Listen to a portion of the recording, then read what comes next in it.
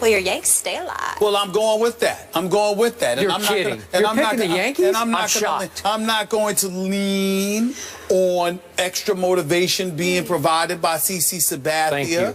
I'm not going to lean on that. You know what I'm going to lean on? This dude, Dallas Keuchel, makes me nervous. In 2 meetings against the Yankees, pitched 16 scoreless and then struck out 7 in his last 21 in 16 innings he struck out. You get that, don't you? The dude is big time. But he's pitching on 3 days rest. I'm concerned about that for them. You got to remember, the Yankee bullpen has come to the rescue on many occasions. Last 30 games of the regular season, Houston's pitching staff had a 4.74 ERA. In the final 30 games, I'm happy about that now. They hit a lot of home runs, just like the Yankees do. I am worried about their careers big time. I know that. I get that. I'm looking at the fact that they steal a lot of bases, 121 stolen bases. But guess what, Skip Bayless? The ERA, like I told you, is an issue. They also don't allow a lot of runs. I get all this stuff, but they strike out a lot. The ERA is questionable right now. Keuchel is no joke on the road. And remember, he was 15-0 at home. On the road, he was a different dude. You're going against the Yankees tonight. At Yankee Stadium. But you know what? Hey, mere bag of shells. There we go. That's a pass. These boys ain't accustomed to being in postseason action. I believe that somehow, some way, the Yankees will find a way, primarily because of their bullpen. Tanaka will hold it down, give up a couple runs, but he'll hold it down, and Patantis and Miller and those boys will come through when it counts. Yankees 5, Astros 4. You better fear the beard tonight, because Dallas Keuchel is no joke. At 20-8, he led all of baseball with 232 innings pitched. He will not have any problem on 3 days rest, because he's built to pitch in 3 days rest. So I'm going to give you guys a couple of runs at home, but I think Keuchel will go the distance once again. 3-2 Astros, you're going home. Yankees will work the lineup. They'll get him out there by the 6. Tillman, thank you. Ronda Rousey here tomorrow. Thanks for being with us, guys. See you. He said in a statement Monday that he will check into rehab for an alcohol problem and will miss the entire postseason. And the Yankees are standing right by him. I'm probably more proud of the inner strength that he showed yesterday than any day that I've had him as a manager, and he did the right thing. It's a very courageous thing to do. We play for CC now, and CC's gone to the mat for us many times, and I know me personally and a lot of us in here, we wouldn't have a ring if it wasn't for CC. So now we go to the mat for him. Stephen, how surprised were you about Sabathia entering rehab right now? I was stunned, to be quite honest with you, but the first order of business I want to say, and I don't, this is not about CC. I don't want to come across as insensitive, but I can't stand when I see statements like A-Rod just made, we play for CC now. Because, see, if you go out tonight against the Houston Astros and you strike out 4 times, what am I supposed to think of you at that moment in time? And by the way, that has high possibility. It has high possibility against this guy, Keuchel. I mean, come on, A-Rod. I respect where he's coming from, but now they're going to watch you. And if you stink up the joint, did you play for CC then? It's just... It's just vintage A-Rod. Just drives me crazy when he do that, because I'm praying he don't strike out. You see what I'm saying? Anyway, back to CC. I was shocked because of the timing. Yeah. I was shocked because the playoffs are about to begin, and my Yankees are in the postseason. And he went from obviously not expected to play tonight, but if they win tonight and they go up against the Royals in the ALDS, likelihood is that he would have been able to participate in that. Having said all of that, I applaud his decision. He did the right thing for himself. He did the right thing for his family. And I'm not an expert on alcoholism, okay? My thing is what I've been associated with in terms of people in my family, friends, etc. They've had drug issues, not alcohol issues. Thank God not my immediate family, but you know what I'm saying. I think that when it comes to CC, it was stunning, but I applaud him. And more importantly than anything else, you support him. Yeah. CC's a good man. I've known CC for a long time. We're not friends or anything like that. I've hung out with him on a few occasions.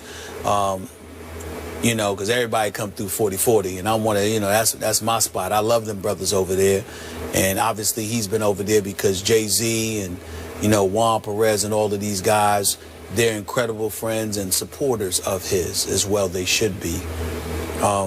This is a real difficult time for him to reach the conclusion that he needed to check himself into there. Now, that is not something to be taken lightheartedly.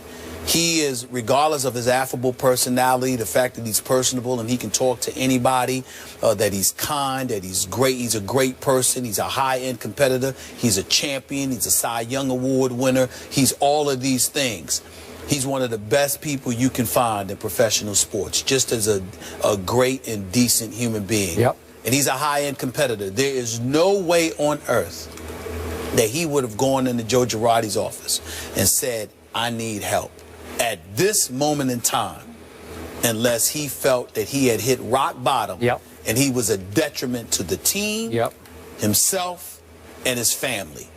So that says to me that things must have gotten really, really bad in order for him to get to this point. And I think this is one of those times where, you know, as folks in the media, whatever, we need to step back, and as opposed to being judgmental or, you know, trying to cast aspersions or doing anything else, we need to step back, touch our humanity, and recognize this man needs all the support in the world that he can get from all of us. And our prayers are with him and his family. Amen to that. Here's why this was so shocking to me. I first met CeCe 11 years ago. We've had him on the show numbers of times. And from what I know about baseball, he is as popular and as highly respected as any player in the entire sport. Now, that's a mouthful I just said. As popular and respected as any player. Now, obviously, alcohol will pick on anybody. You know, if you've got the bad gene in you, you can become alcoholic like that. We did see the one incident that surprised us, and we spoke about it on the show back in Toronto, mid-August. Remember when he had the shouting match outside the nightclub that inspired a fight as they drove away, some big brawl, yeah. Toronto. And but even then, I thought, it's just happened to be at the wrong place at the wrong time. I'd never heard anything about CeCe having issues with alcohol before. So the timing of this, as you say, is so shocking because, to your point, the circumstance had to be absolutely dire. Something had to happen. There had to be one other incident we don't know about. I'm just speculating here, but something had to bring it to such a boil that he finally said, I can't go on anymore. And on the eve of the playoffs, they make this announcement. Now, it's possible that they waited a couple of days to make the announcement, hoping that it would help inspire the A-Rods in your clubhouse. I don't know, because it's just an odd timing of this, because you could also argue, well, gee, could CeCe have just waited a few days until at least they got past the wild card game and then see what would happen in the divisional round? I don't have any idea because we don't know enough about it. But the timing is shocking because of the figure involved in this. There's no way CeCe Sabathia would have picked this time to make this decision unless the straits were dire. There is no way on earth he would do that. And I've been around him, and let's be clear about something here.